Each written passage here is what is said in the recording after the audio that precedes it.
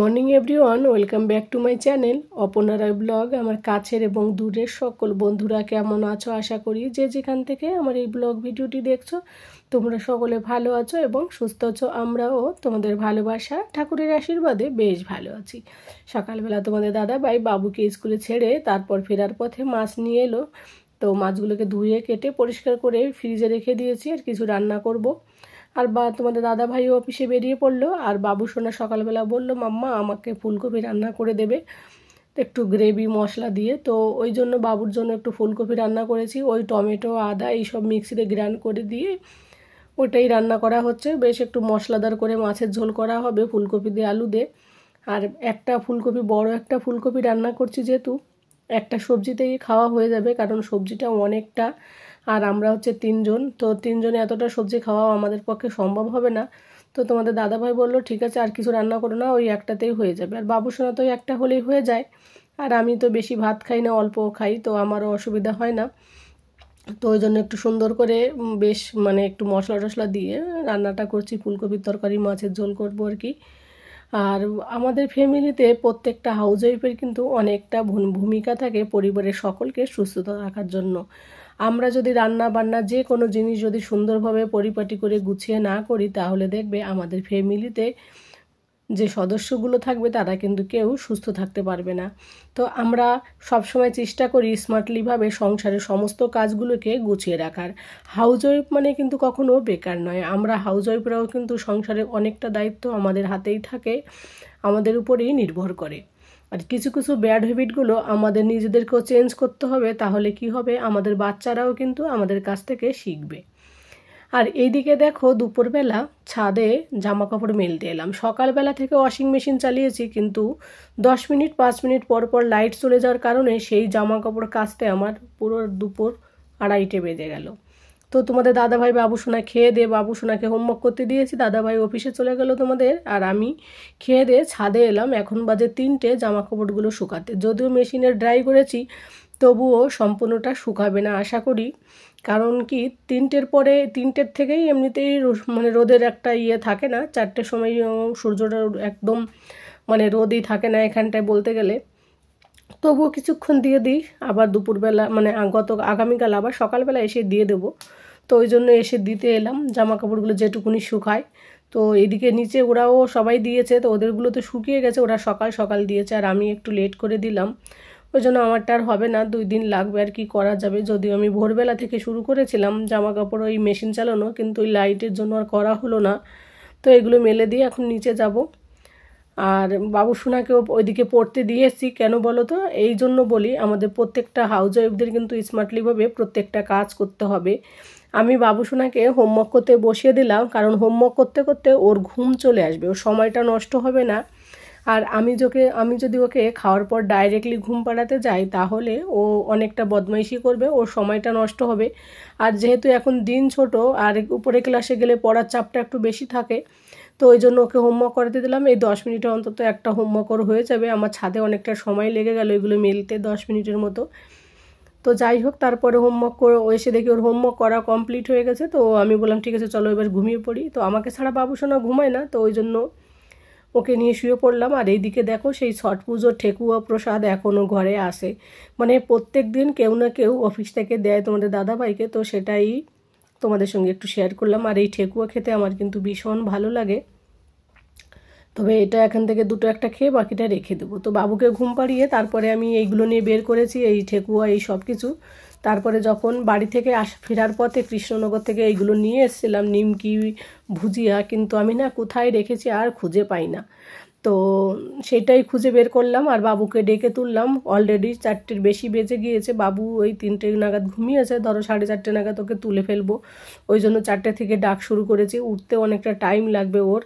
আর এই যে মুড়ি ভাজা যে প্যাকেটে 10 টাকার প্যাকেটে থাকে এনে সেইগুলো দিলাম, ও বলছে আমি খাবো না। এবার আমি এইগুলোকে জারের মধ্যে কৌটোর মধ্যে রেখে দেবো। কিন্তু কি বলো তো, আর এই যে বাড়ি থেকে গাছের লঙ্কা, মায়ের গাছের লঙ্কা 3টে বেঁচে আছে, এটা নিয়ে এসেছিলাম, তো সেই 3টেও রয়েছে। আর আমি এইগুলো এত বড় প্যাকেট, একটা প্যাকেটে 2টো জার লাগবে, এত বড়। তো যাই হোক, এইগুলোকে কিন্তু আমি একটু সাইডে আড়াল করে রেখে দিই, কারণ এইগুলো যদি বাবু দেখে সবসময় খেতে চাইবে, একটু চোখের আড়ালে থাকলে ও সবসময় খেতে চাইবে না। বাচ্চাদের তো ওই সবসময় তেলে ভাজা জিনিস কিন্তু অ্যাভয়েড করা দরকার। তো বাবুকেও সেইটা শেখানোর চেষ্টা করি। তো দেখো এটাই পুরো ফিল আপ করে রেখে দিলাম। আর আমাদের না নিজেরা যে আমরা পরিষ্কার পরিচ্ছন্নভাবে প্রত্যেকটা কাজ পরিপাটি করে করি, তার সাথে সাথে কিন্তু আমাদের ঘরে যে বাচ্চারা থাকে তাদেরকেও কিন্তু কিছু কিছু কাজ, এই ধরনের কাজ কিন্তু শেখানো উচিত। তাহলে কী হবে, ওদের ভবিষ্যতে প্রবলেম হবে না। অনেক বাচ্চারা হচ্ছে কিছুই জানে না, জামা কাপড় এখানে সেখানে ছুঁড়ে মেলে দেয়। মাঝে মাঝে বাবুসোনাও করে, কিন্তু ছোটোবেলা থেকে যদি এইগুলো আমরা বাচ্চাদেরকে শিখিয়ে দিই, তাহলে কিন্তু দেখবে ওরাও স্মার্টলিভাবে ওদের নিজেদের জীবনযাপন ওরাও কিন্তু করতে পারবে, সুন্দরভাবে গড়ে তুলতে পারবে সুস্থ জীবন। আর এইদিকে দেখো বাবুসোনার আলমারিটা পুরো বের করলাম এই কারণে, যেহেতু শীত চলে এসছে, তো গরমের জামা কাপড় একদম নিচে রেখে দেবো আর শীতের জামা কাপড়গুলো উপরে রেখে দেবো, তাহলে আমার বের করতে বেশ সুবিধা হবে। ওই কারণে half pant, full T shirt, half T shirt এইগুলো সমস্তগুলো আলাদা করে রেখে দিচ্ছি। আর এই কদিন ধরে শরীরটা খুব একটা ভালো ছিল না, গতকাল আবার একটু ওষুধের পাওয়ার বাড়িয়ে দেওয়ার পর থেকে আজকে একটুখানি নর্মাল আছি, কেন জানি না আবার কখন কি হয়। সর্দি ঠান্ডার সময় আমার আবার একটু শরীরের একটু অসুস্থতাই বেশি থাকে। আমরা হাউস ওয়াইফরা যদি অসুস্থতা না থাকি, সুস্থ না থাকি, তাহলে আমরা কিন্তু কাউকে সুস্থ রাখতে পারবো না, তাই না? আর আমাদেরকে কিন্তু সুস্থ রাখতে হলে আমাদের মন মানসিকতা সব কিছুই সুস্থ রাখতে হবে। তাই আমি বলি, আমরা যারা ঘর থেকে বেরোই না তাদেরকেও কিন্তু প্রত্যেক দিন দুপুরবেলা কি সকালবেলা চান দান করে পরিষ্কার পরিচ্ছন্ন হয়ে ভালো জামা কাপড় পরে একটু সাজুগুজু করে থাকলে দেখবে মনটাও ভালো থাকবে। সাজুগুজু করা মানেই অন্যকে দেখানো নয়, নিজেকে কিন্তু খুশি রাখা যায়, তাই না? আর নিজে খুশি থাকলে কিন্তু ফ্যামিলির সবাইকেই খুশি রাখা যায়। তো ওই কারণে নিজেকে খুশি রাখার জন্য সবসময় পরিপাটি করে নিজের বডি, নিজের সব জামা কাপড় সমস্ত কিছুই পরিষ্কার করে রাখা উচিত, টিপটপ করে থাকা উচিত।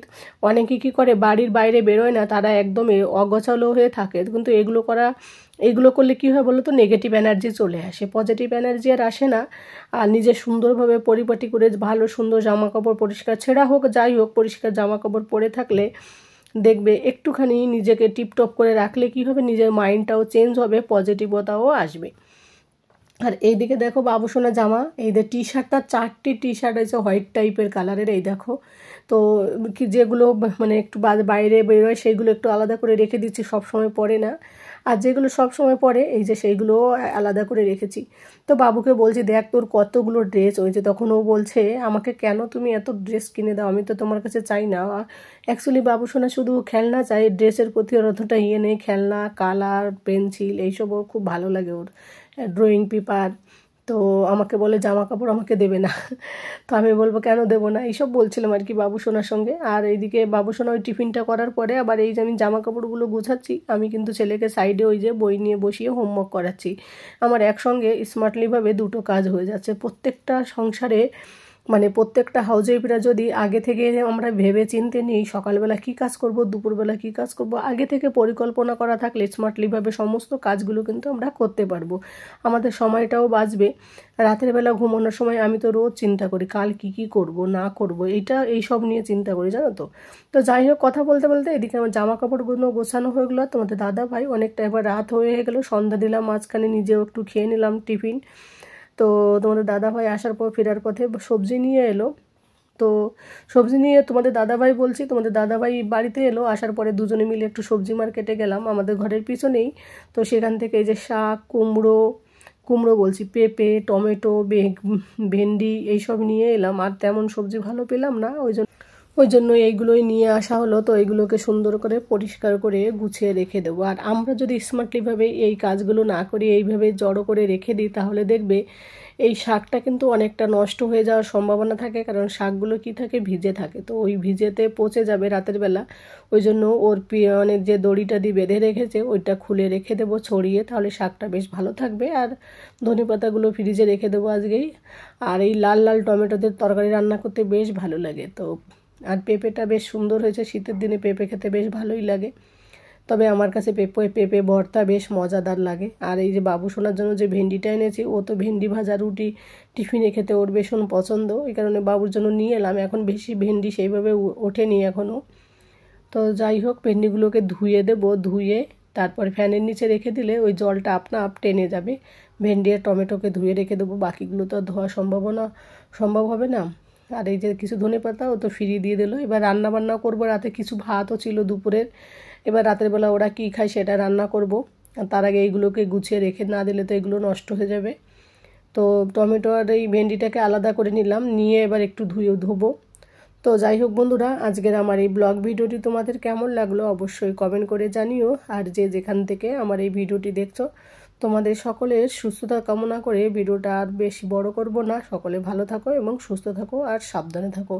আর এত সময় ধরে ধৈর্য সহকারে ভিডিওটি দেখার জন্য অনেক অনেক ধন্যবাদ এবং অনেক অনেক ভালোবাসা।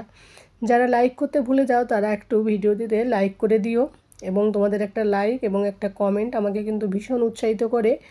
আর এই দেখো আমার ধোয়া কমপ্লিট। তোমাদের সঙ্গে কথা বলতে বলতে শাকগুলোকে সরিয়ে দেখো গামলার মধ্যে রেখে দিয়েছি, পুরো নিচে রেখে দেবো, তাহলে বেশ ভালো থাকবে। সকালে উঠে পরিষ্কার করে ধুয়ে আবার দুপুরবেলা রান্না করা চলবে, মানে যাবে। তো যাই হোক, টাটা, গুড নাইট।